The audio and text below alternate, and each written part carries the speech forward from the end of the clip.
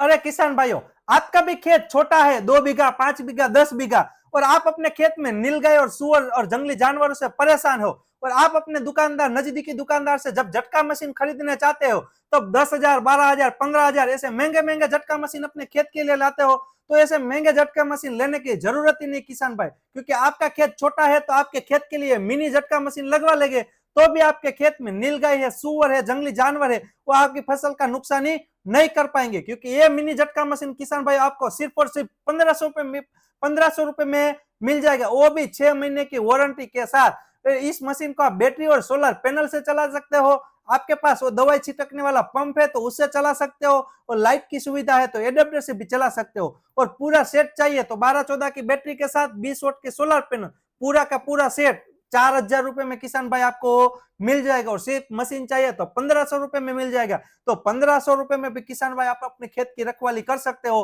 तो ऐसे महंगे झटका मशीन खरीदने की जरूरत क्या है, तो आज ही अपने खेत के लिए मिनी झटका मशीन मंगवा लीजिए किसान भाइयों।